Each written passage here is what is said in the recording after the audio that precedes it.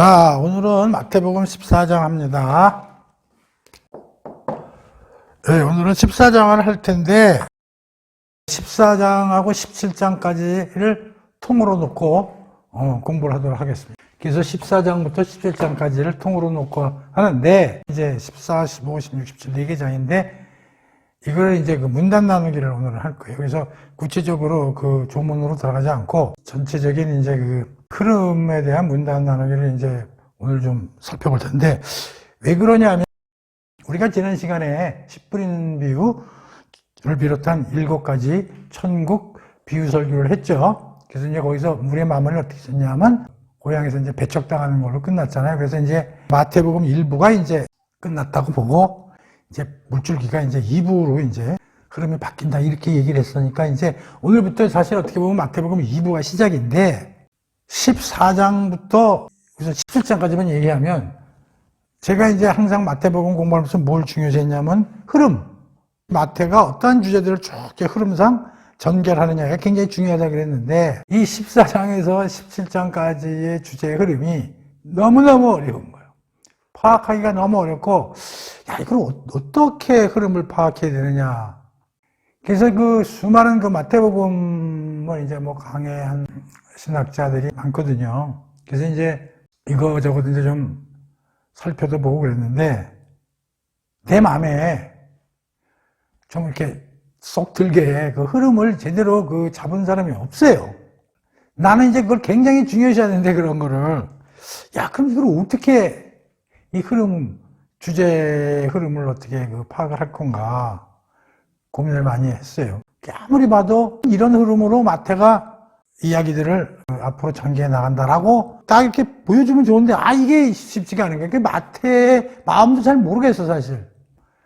그러니까 지금 마태한테 물어볼 수도 없고 또 많은 그 연구하는 사람도 있거든요. 마태복음에 대해서 그 사람들의 그 자료나 이런 걸 또 훑어봐도 뭐 썩 14장부터 물줄기는 바뀌는 건 맞는데 그럼 어떤 식의 그 흐름을 가지고 시작을 했느냐 제대로 진술하는 사람이 없어요. 나로서는 고민되는 거죠. 그래서 이제 나 나름대로 그 여러분들하고 이제 공부를 해볼 텐데, 우선 근데 18장에 가서 큰 예수님의 강해 설교 4번째 강해 설교가 나와요. 18장에.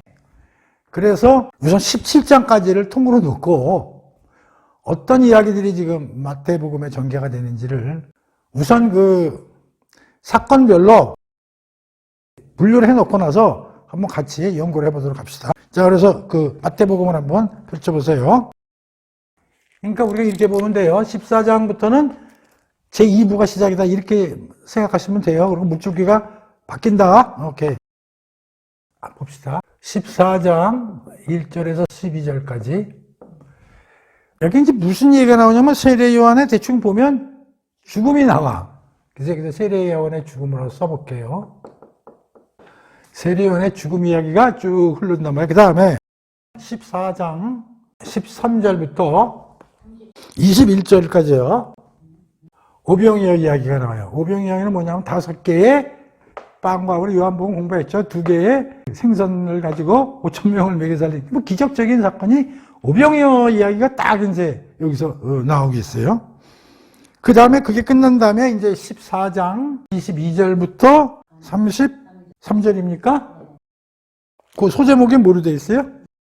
물 위를 걸으시는 예수님이죠. 그 얘기가 딱 나오는 거예요. 그 다음에가 34절부터 36절인데 이거는 그렇게 크게 핵심적인 내용이 안 들어있기 때문에 요거는 일단은 좀 제외하겠습니다. 그러면 15장 1절에서 20절까지. 근데 그 소제목이 이제 그 성경에 보면 어떻게 나와 있어요? 장로들의 전통. 장로들의 전통 이렇게 나와 있죠? 제목을 이렇게 붙일게요. 진정한 예배가 무엇인가 그래가지고 이게 장로들의 전통이냐? 하나님 말씀이냐? 이제 이런 제목으로 일단 하나 뽑아 놓을게요. 자, 그 다음에 15장 21절에서 28절은 뭐가 나옵니까? 가나안 여인의 믿음. 가나안 여인의 믿음에 관련된 어떤 얘기가 이제 나오고요. 그 다음에 이제 15장 29절에서 쭉 그 사람을 고치시는 얘기가 나오고, 거기서부터 이제 그건 뭐 그렇게 중요한 게 아니고 쭉 하면서 32절부터 뭐가 나와요?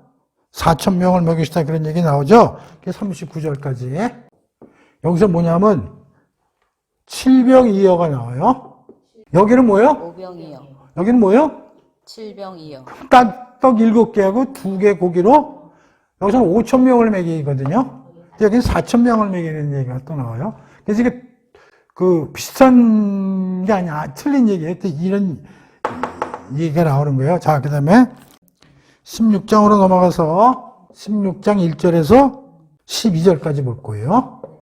이거는 뭐냐면 불신자들에 대한 경고. 제목은 뭐 어떻게 붙이든지 간에 그 다음에 16장 13절부터 베드로가 예수를 그리스도로 고백하다 이렇게 되어 있죠. 거기서부터 17장 끝까지 17장 27절까지 나와 있죠.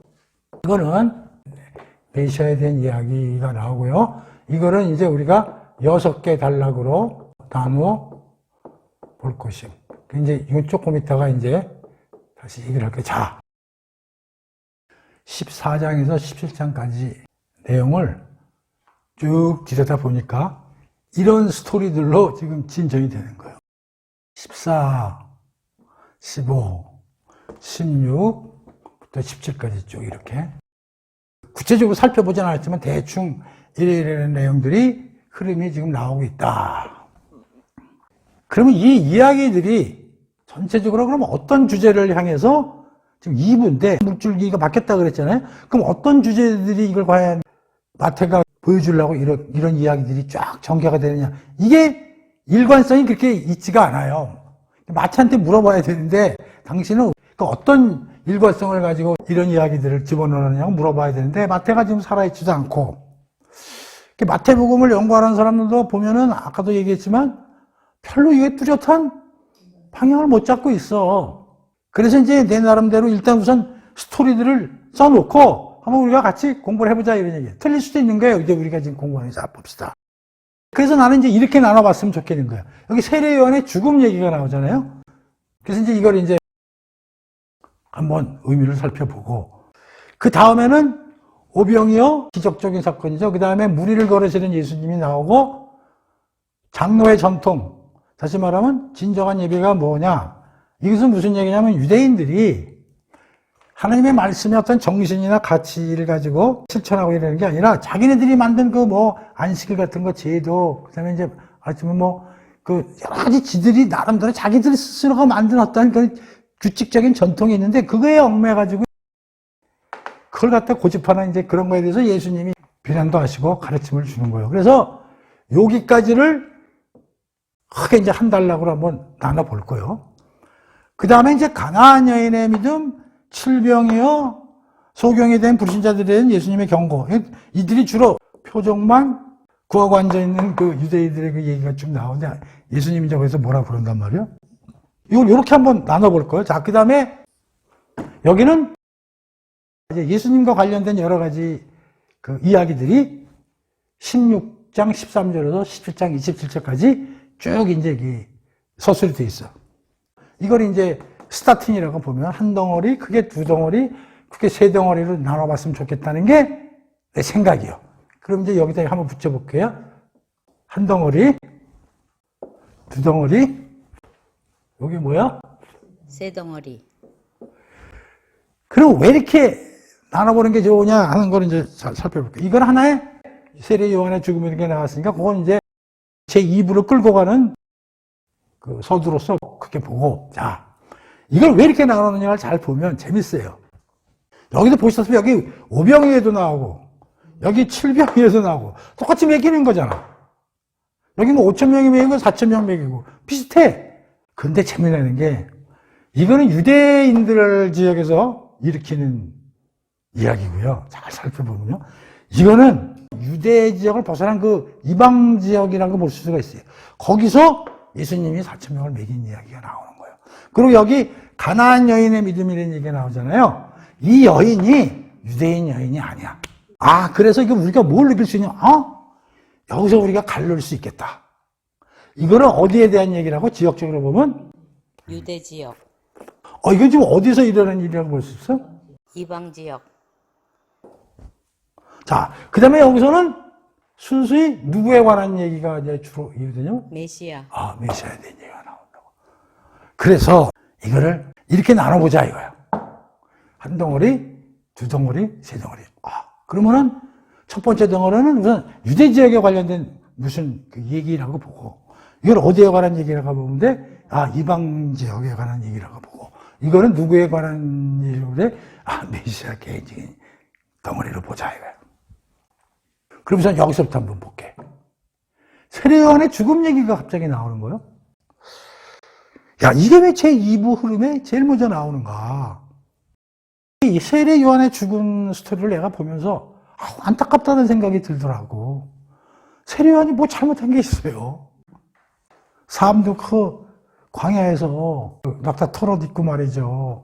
석정꿀 이런 거 먹으면서 그 힘들게 삶을 살았고, 또 세상에 예수님보다 6개월 이상 나와가지고 참 그 유대인들 앞에서 예수님 오심을 미리 천국이 가까웠느니라 회개하라고 설파를 하고 정말 열심히 살고 하나님의 선지자로서의 역할을 톡톡히 했는데, 그리고 또 왕실의 스캔들에 대해서 정의를 부르짖고 그렇게 만든다고 그렇게 제대로 된 얘기를 했는데도 불구하고 우리가 이제 공부를 하겠지만 이상하게 죽는 거야, 이게. 진짜 아주 개죽음을 하거든요. 그냥 난 이런 생각, 하나님도 너무하시다. 이렇게 이 세례 요한을 갖다 부려먹고 이런 식으로 죽이시면 하나님이 좀 심하신 거 아닌가? 막 이런 생각도 드는 거예요. 이게 누구든지 세례 요한 스토리를 보면서 그런 생각이 안 드는 사람이 누가 있겠어요? 내가 고민 고민해봤어. 근데 어떤 책을 보더라도 세례 요한의 죽음에 대해서 하나님이 어떤 뜻을 가지고 그를 그렇게 사지로 몰아서 죽였는지에 대한 마음에 드는 그런 그 분석이 없더라고. 그래서 내가 이제 이렇게 생각을 해본 거예요. 왜 14장의 새로운 물줄기가 제2부에 세례 요한의 죽음이 딱 나오는가? 세례 요한의 개인적으로는 좀 미안하지만 예수님도 죽지 않아. 근데 만약의 경우에 세례 요한이 쭉 살아있어. 그리고 예수님만 죽었다고 치자고.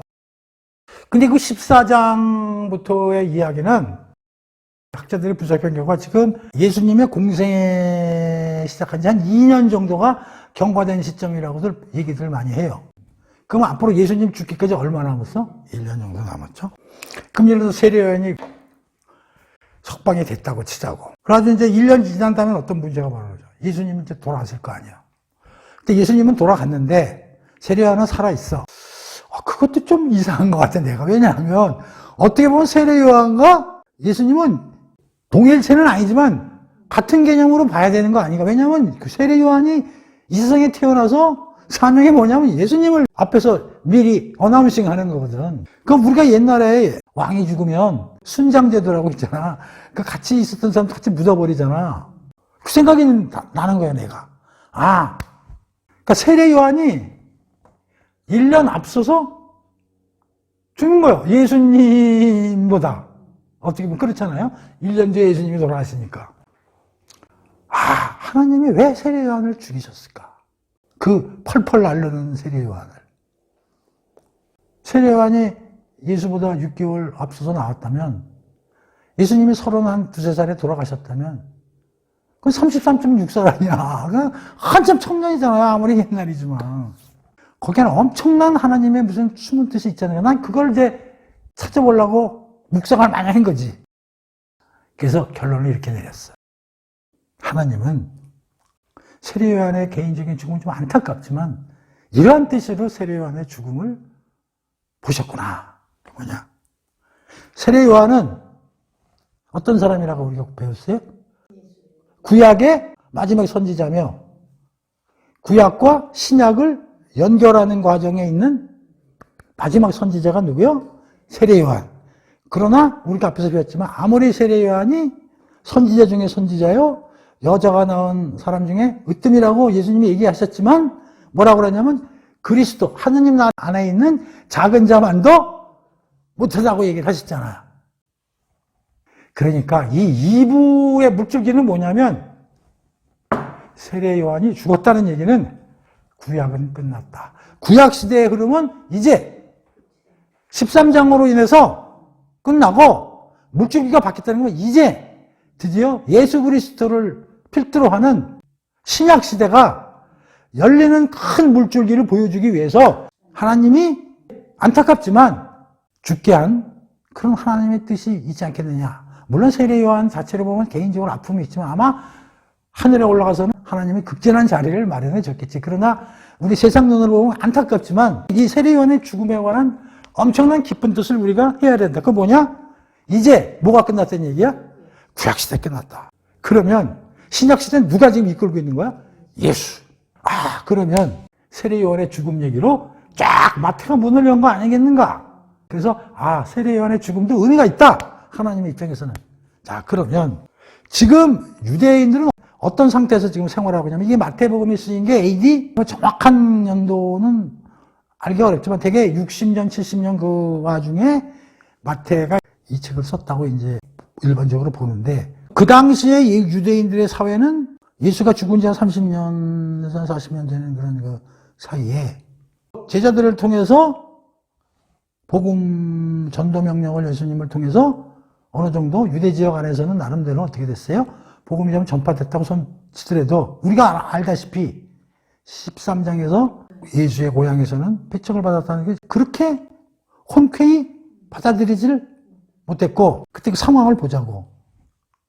무리들은 그 예수를 따르는 자들은 어떤 생각을 했냐면 예수가 다윗의 자손이고 하나님의 아들이라고 손치더라도 그 예수에 대해서 어떤 생각을 했냐면 그 예수는 로마로부터 해방시켜주고 경제적으로 어려운 거를 좀 해결해주고 사회적으로 정의로운 사회를 만들어주는 그런 정치적인 메시아로 알고 그를 왕으로 추대하기 위한 그런 일들도 벌이면서 예수를 따라다녔고 또 바리새인들은 여기서 나오지만 장로의 전통적인 자기들이 만드는 규칙을 전혀 받아들이지 않는 저 사람은 우리하고 도저히 하늘 아래 같이 발을 디디고 살 수 없는 정적으로서의 예수를 판단하고 있는 그런 상황에서 지금 우리가 아는 교회는 지금 만들어지지도 않은 거고 실제 12명밖에 없는 상태니까 그리고 지금 어떠한 일들이 벌어지냐면 유대인들은 다 어디서 모여서 지금 회당 시스템이란 말이에요. 성전은 지금 무너져서 물론 이제 수르바벨이 와가지고 어느 정도 만들어 왔지만은 그렇게 완벽한 상태도 아니고 그런 회당을 통해서 그들의 종교 행위와 삶을 이끌어가는 그런 지금 상황이란 말이죠.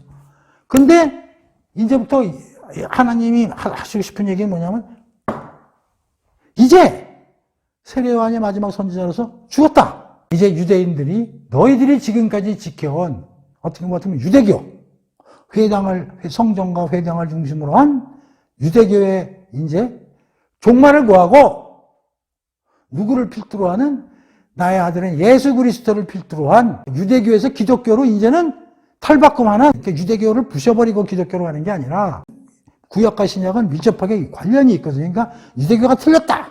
기독교로 가자. 그게 아니라 유대교는 기독교의 하나의 모형으로서 존재해 왔고 이제 유대교는 기독교로의 탈바꿈을 해서 예수님을 통한 기독교로의 탈바꿈으로 이제 나가야 된다라는 상징을 보여주는 세 가지를 마태가 써놨다. 그래서 이 세 개는 앞으로 유대교에서 기독교 체제로 바뀌어서 유대사회는 앞으로 미래지향적으로 나가야 된다는 걸 보여주기 위한 글로 쓰기 뭐하니까 세 가지의 사건 이야기를 통해서 얘기합니다. 다시 말하면 앞으로 회당이 아닌 유대교회를 통한 이스라엘의 미래 그림을 보여주는 상징적인 사건으로서의 이러한 것들을 집어넣었다고 보는 것이 이 흐름을 이해하는 것이 가장 적절하다고 나는 생각하는 거예요. 근데 이렇게 그 마태복음의 흐름을 서술한 책이 없어. 그렇다면 자, 두 번째는 뭐냐? 지금 이 사건들은 어디서 일어났냐? 잘 읽어보면 어디서 일어났어요? 이방지역. 자, 이거는 유대인들은 앞으로 이렇게 기독교 시스템 체제로 나가야 된다. 예수님을 믿음으로 말미암아. 자, 이방 지역에서도 지금 이방 여인 딸을 고치시는 사역을 하고 이방 지역에 있는 사람들, 유대 지역에 있는 사람들을 먹여 살린 게 아니라 여기 있는 사람들로 기적적인 걸로 4,000명을 먹이는 사건이 벌어짐으로써 뭐냐면 예수님은 유대교뿐만 아니라 이방 세계에 대해서도 예수님을 기반으로 한 뭐가? 기독교적 교회가 스타팅 되고 있는 미래로 나가야 되는 그림을 보여주고 있는 얘기다, 이런 얘기죠. 그 다음에 여기서는 그런 얘기를 하면서 유대 지역과 이방 지역이 지금 어떻게 앞으로 미래지향적으로 흘러나가야 되느냐 하는 걸 보여주면서 여기서는 이제 개인인 예수의 향후 미래의 어떠한 그 전조나 이런 거에 대한 얘기가 6개 단락으로 나눠져서 우리가 이해해 볼 수 있다, 이런 얘기예요. 자, 이것이 14장에서 17장까지의 흐름을 그래도 나름대로 우리가 쫓아가고 여기에 있는 이 이야기들을 엮어서 크게 틀로 볼 수 있는 하나의 큰 방향적인 문단 나누기를 봐야 그게 적중할 거다라는 생각을 내가 하게 된 거예요. 그런데 이러한 문단 나누기나 이런 흐름을 파악하지 않고 그냥 이거부터 들어가서 얘기해도 돼. 아, 오병이어는 뭐 이런 겁니다. 예수님이 물을 위에 거두시는 이런 건 또 이런 얘기입니다. 하나하나 그냥 풀어서 설명해도 돼. 그런데 이것들이 지향하는 바, 목적하는 바를 잘 모르게 된다, 이런 얘기죠. 이런 흐름이 가장 중요하다고 내가 얘기했잖아요. 우리가 어디 여행을 하는데 기차를 타고 우리가 지금 어디를 가. 지금 한 대전역쯤 내렸어. 그래서 이제 대전역에 내려서 주위도 살펴보면서 이제 맛있는 음식도 보고 이제 구경도 해. 그런데 이제 그 열차를 타고 쭉 우리가 서울서부터 뭐 거쳐가지고 이제 대전까지 왔는데 우리 목표를 어디로 가는지를 모르는 거예요, 지금. 그러면서 이제 구경거리도 있고, 그 구경하면 좋죠. 그 답답하다는 거지, 나는. 그게 뭐냐면, 아, 우리는 지금 광주까지 가는 거야. 우리는 여수까지 가는 거야. 그런 목표를 알고, 아, 우리가 지금 가는 과정이 거기를 거쳐서 가는구나. 그리고 우리가 왜 여수나 왜 광주까지 가느냐? 아, 거기가 예를 들어서 무슨 공장을 겨냥을 한다든지, 거기에 무슨 뭐, 무등산이 있어서 우리가 그걸 보러 간다든지, 어떤 그 목표의식을 가지고, 중간중간에 내려서 그 가는 지역의 어떤 특산물도 구경하고 먹거리도 구경하고 하면은 가는 과정이 명쾌해지고 일관성 있게 볼 수 있는데 그 가는 방향이 흐물어지면은 갈 때마다 뭐 이게 뭘 뜻하는 거지? 우리가 왜 지금 여기 와 있지? 이런 Where am I? 내가 지금 여기에 왜 있는 거지? 전혀 모르게 된다. 그래서 문단 낭비를 내가 열심히 하는 이유가 14장에서 17장까지 이런 얘기들로 흐름이 있는데 이것들이 좀 뭘 지향해가지고 지향이죠. 목적이죠. 무슨 목적지를 향해서 가려고 이런 얘기들을 여기다 펼쳐놨느냐 하는 걸 아는 게 대단히 중요하다는 거지. 그래서 다시 한번 얘기합니다. 14장 첫대가리에서는 세례요한의 죽음을 통해서 이제 구약시대는 지났고 이제 제대로 된 신약시대의 출발을 알리는 차원에서의 상징으로 유대인들이 지금까지 살아온 어떤 정치체계나 종교체계는 이제 끝내고 새로운 체계로 나가야 되는 물줄기로서의 스타팅 포인트로서의 세례요한 얘기가 나오고 그래서 이제 유대교도 이제 성전과 회당을 중심으로 또 하나님의 율법을 꽉 쥐고 그것을 꼭 지켜야만 한다는 그런 강박관념에서 벗어나서 이제는 예수 그리스도를 믿는 믿음으로 말미암아 예수 그리스도의 본체가 왔고 그들이 생각하는 메시아 개념은 완전 다른 개념이지만 예수를 통해서 이제 유대의 시스템은 완전히 기독교적인 시스템, 예수 그리스도를 중심으로 한 회당과 성전에서 교회를 중심으로 한 시스템으로 미래지향적으로 나가야 된다는 그림을 여기서 보여주려고 하는 그림이구나. 그 다음에 그거는 유대 지역뿐만 아니라 예수님은 이방 세계에서 똑같은 영생을 주기 위해서 내려오신 분이라는 걸 보여주기 위해서 이방 여인의 믿음에 따라 그의 딸을 고치고 이방 사람들도 4,000명을 먹여 살리는 이러한 일들을 보여주심으로써 예수님은 이방 지역에까지도 하나님의 나라를 선포하고 그들을 영생으로 끌고 가고자 하는 그러한 분이라는 것을 얘기를 하면서 이제 이방 세계도 드디어 예수님을 기반으로 하는 기독교적인 시스템이 이제 시작을 알리는 그러한 그 미래의 그림을 보여주는 것이다. 그리고 이제 드디어 예수님이 이제 드디어 앞으로 물론 십자가에서 돌아가실 아직 부활 승천 얘기가 남아있지만 이제 예수님의 앞날은 어떻게 여기서 알 수 있는 건 뭐야? 세례 요한이 돌아갔으니까 예수도 죽으시겠죠. 죽으심으로 가는 여러 가지 과정과 이런 것들이 여기서 펼쳐질 수 있다는 것을 하여튼 메시아에 대한 미래에 대한 그 그림을 보여주는 것이 14장에서 17장까지의 흐름이다. 이제 이게 끝난 다음에 18장에 가서 다른 큰 예수님의 네 번째 강해 설교가 시작된다. 그래서 우리가 14장에서 17장까지 통으로 놓고 우리가 공부를 해보자. 그런 얘기요. 그리고 16장에서 17장까지도 어떻게 나눌 수 있냐면 일단 하나 나눠놓고 볼 겁니다.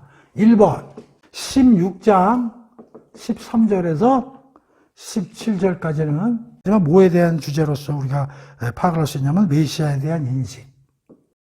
여기서 베드로의 신앙 고백이 나오는데 너는 나를 누구라고 생각하느냐 이런 스토리들이 나오거든요. 도대체 메시아가 누구냐? 두 번째는 16장 18절에서 20절까지 여기서 뭐냐면 메시아의 교회. 여기 이제 교회 얘기가 좀 나오거든요. 그때 가서 공부하지만 사복음서에 교회 얘기가 나오는 마태복음에만 딱 2번 나와요. 다른 데 교회라는 얘기가 안 나오는데. 그다음에 세 번째는 16장 21절에서 28절까지 거기서 어떤 얘기냐면 메시아의 순환과 예수님을 따르는 것이 도대체 어떤 것이냐라는 이제 그런 게 나오고요. 네 번째는 이제 17장 1절에서 13절까지예요. 여기서 뭐가 나오냐면 이제 변화산 사건이 나와. 예수님의 영광. 예수님이 세 제자들 베드로, 요한, 야곱을 데리고 변화산에 가시거든요. 거기서 이제 엘리야와 모세를 만나는 그런 장면이 나와요. 그래서 예수님이 쫙 변화하는. 그래서 그 예수님의 영광. 그 다음에는 17장 14절에서 21절까지 제자들의 실패. 뭐냐면 이제 거기서 내려오자마자 다른 제자들이 그 산 밑에 있었거든요. 변화산 밑에. 이제 어떤 사람이 와서 병든 자기 아들을 고쳐달라는데 쟤들이 못 고쳐. 그러니까 막 예수님한테 따지는 거야. 그 사람이. 당신 제자들 무슨 엉터리다 막 이러고. 그때 막 예수님이 나무라는 이런 이제 얘기가 나오고요. 그 다음에 이제 17장 22절에서 이제 27절까지인데 여기는 뭐냐 성전세 얘기가 나와요. 성전에 내는 이제 세금 문제인데 이거에 대해서 이제 내야 되냐 말아야 되냐 이런 그 성전세 이제 그 논쟁이 벌어지면서 그래서 지금 여기에 나온 이게 문단 나누기가 나왔잖아요. 그걸 쭉 하면 눈으로 쭉 이렇게 연필로 이렇게 급을 그으란 말이에요. 그래서 쭉 한번 눈으로 일단 그 내용을 이해가 되든 안 되든 쭉 훑어보란 말이에요. 그래서 세례 요한의 죽음, 서두, 그 다음에 오병이어 사건, 5,000명을 먹이는 사건, 제자들이 배 타고 가는데 풍랑이 일어가지고 예수님이 그들을 위해서 무리를 걸어오시면서 제자들 배 탄 데까지 걸어오시는 여기서 이제 베드로하고 이제 이야기가 나오는 무리를 걸으시는 예수님. 그 다음에 도대체 진정으로 하나님께 예배드린 게 뭐냐? 전통에 못 박혀서 빠져나오지 못하는 바리새인들에 대한 예수님의 어떤 이야기. 그리고 예수님이 쭉 변방을 다니시면서 가나안 여인을 그 딸을 고치셔주시고 그들을 또 4,000명을 먹여주시는 일들을 벌려주시면서 이방 세계도 이제 예수님을 통한 기독교적인 세상이 열리는 그런 미래의 그림을 보여주신다. 그 다음에 16장부터 그러면 예수님과 관련돼 가지고는 예수님이 누구시냐, 예수님이 어떤 분인가를 베드로의 입을 통해서 그가 하나님의 아들이요 라는 고백을 통해서 이제 예수님이 어떤 분인가라는 얘기를 마태는 하고 싶었고 그 신앙 고백을 통해서 예수님이 그 반석 위에다가 교회를 만들어 나가시겠다는 이야기. 그 다음에 예수님의 순환과 도대체 예수님을 따르는 삶이 무언가에 대한 이야기. 그다음에 변화산에서의 하나님의 그 영광의 변화. 이게 뭘 뜻하는 건지. 내려왔을 때 제자들이 믿음이 없어가지고 쩔쩔매고 병자 하나 못 고치는 그들을 보고 한탄해 하시는 예수님의 탄식. 그 다음에 성전세 문제를 가지고 내야 되냐 말아야 되는 체제에 순종을 해야 되냐 말아야 되는 이런 논쟁들. 그래서 그런 것들이 16장, 17장에 걸쳐서 우리에게 펼쳐질 거다. 그런 얘기요. 자, 그래서 이 흐름을 내가 이거의 그 흐름을 도대체 어떤 식으로 잡아야 되는지 고민을 많이 했는데, 이게 아주 내가 보기에는 몰라요. 이거보다 또 다른 흐름을 잡아서 설명하는 사람도 있을 수 있겠는데, 지금까지 이거보다 더 제대로 멋지게 그 흐름을 잡은 걸 내가 본 적이 없으니까, 이렇게 여러분들이 따라오면 좋겠고, 나는 이제 이런 큰 흐름의 목적지와 방향을 가지고, 이제 하나하나 앞으로 우리가 이야기를 통해서 그 뜻이 어떤 건지 우리가 공부하도록 그렇게 할 거예요. 그래서 오늘은 요 문단 나누기 14장에서 17장까지를 어떻게 공부하고 나눠서 이해했으면 좋겠는가 하는 걸 공부를 했고요. 잘 요거를 좀 머리에 두시고 요 다음 시간에 한 사건 한 사건 공부하도록 합시다. 오늘 공부는 이걸로 끝!